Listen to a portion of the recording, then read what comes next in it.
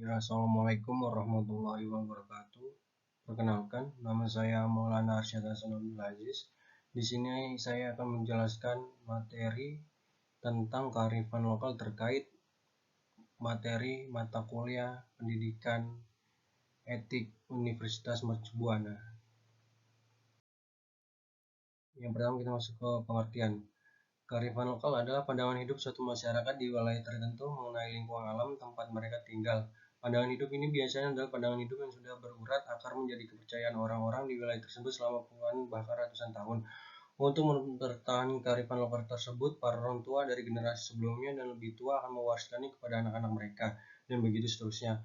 Mengingat kearifan lokal adalah pemikiran yang sudah lama dan berusia puluhan tahun, maka kearifan lokal yang ada pada suatu daerah jadi begitu melekat dan sulit untuk dipisahkan dari masyarakat yang hidup di wilayah tersebut.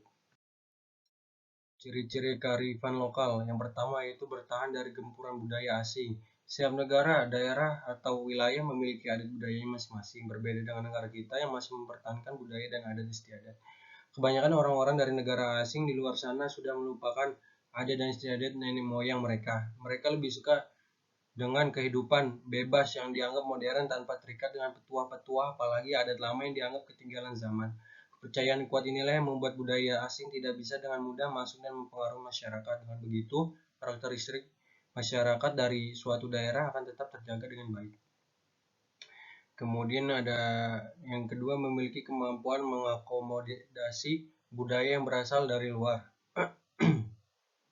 Menghindari budaya asing yang masuk ke Indonesia bukan hal yang mudah untuk dilakukan, apalagi di era globalisasi seperti sekarang, di mana segalanya bisa terhubung dengan mudah dan cepat. Budaya atau tren dari luar biasanya menyebar cepat melalui YouTube, televisi, dan media sosial.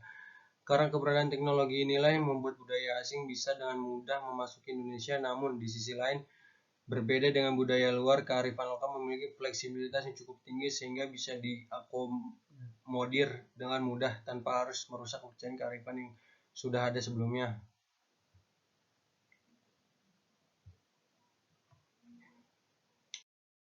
Yang ketiga yaitu mampu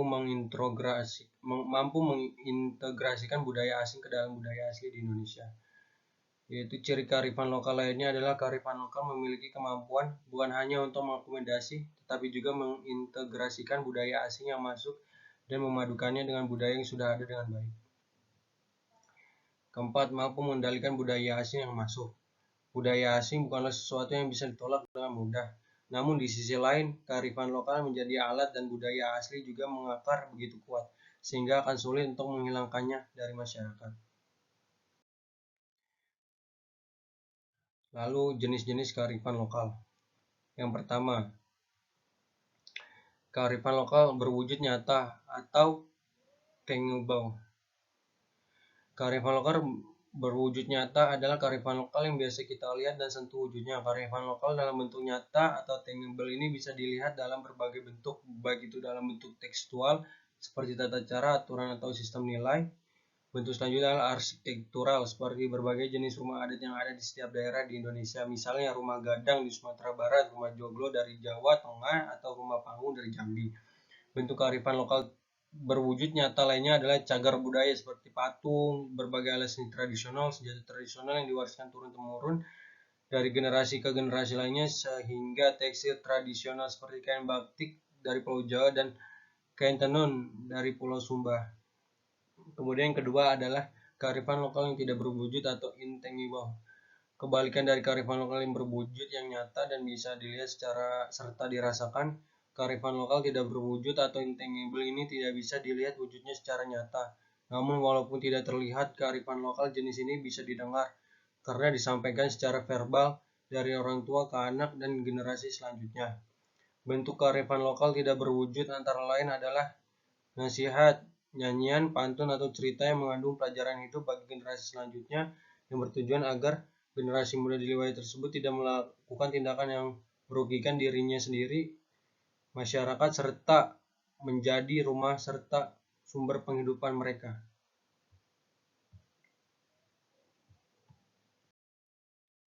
Kemudian fungsi dan kearifan lokal bagi masyarakat. Yang pertama, konservasi pelestarian sumber daya alam yang ada. Kearifan lokal memiliki cakupan yang luas, bukan hanya adat istiadat, kearifan lokal juga merupakan pandangan hidup masyarakat mengenai sumber daya alam yang ada di wilayah mereka. Kearifan lokal yang ada membuat masyarakat lebih sadar mengenai pentingnya sumber daya alam yang ada di sekitar mereka. Alih-alih merusak kearifan lokal justru membantu untuk mendorong masyarakat di wilayah tertentu untuk melakukan konservasi agar alam tempat mereka tinggal tetap terjaga dan tidak mengalami kerusakan. Misalnya, nelayan Aceh yang memiliki hari-hari yang penting dipakai untuk melaut, seperti hari Jumat atau hari raya Idul Fitri. Selain 2 hari tersebut, ada beberapa hari lainnya yang juga ditetapkan sebagai hari terlarang untuk melaut. Hal ini dilakukan agar ikan memiliki kesempatan untuk berkembang biak dengan maksimal. Selain itu, masyarakat yang bekerja sebagai nelayan juga dilarang untuk menangkap ikan dengan pukat harimau atau bom yang dapat merusak terumbu karang dan mengganggu ekosistem di lautan. Yang kedua, yaitu menjadi petuah, kepercayaan, dan pantangan. Orang-orang tua kita di masa lalu tentu ingin yang terbaik untuk kehidupan anak cucunya kelak. Sayangnya mereka tidak bisa hidup selamanya untuk menjaga agar anak cucunya tetap menjalani kehidupan yang baik. Sebagai gantinya, nenek moyang kita mewariskan berbagai kearifan lokal.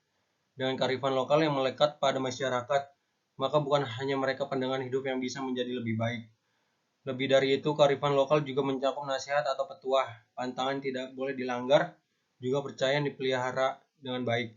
Petuah dan nasihat lama ini diwariskan tentu saja untuk menjaga agar kehidupan setiap generasi di wilayah tertentu dapat berjalan baik. Fungsi dari kearifan lokal bagi masyarakat. Yang ketiga itu mencari ciri utama sebuah masyarakat. Kearifan lokal yang ada juga mencakup adat dan istiadat meski seringkali dianggap kuno, tapi adat dan istiadat inilah yang justru membuat sebuah daerah jadi unik dan berbeda dari daerah lainnya di Indonesia.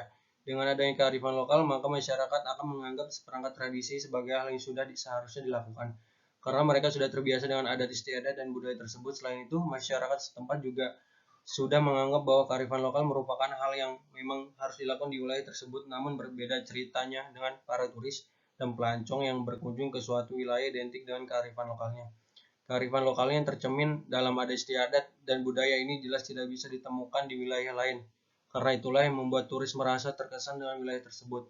Lihat saja Bali, bukan hanya punya alam yang cantik, Bali juga memelihara adat dan budaya yang diwariskan oleh para nenek moyang mereka kepada mereka. Alhasil warisan budaya inilah yang membuat Bali terasa berbeda, terasa lebih istimewa, terasa lebih berkesan dibandingkan dengan tempat-tempat lain yang ada di dunia. Terima kasih. Sekian dari saya. Mohon maaf bila ada banyak kekurangan. Wassalamualaikum warahmatullahi wabarakatuh.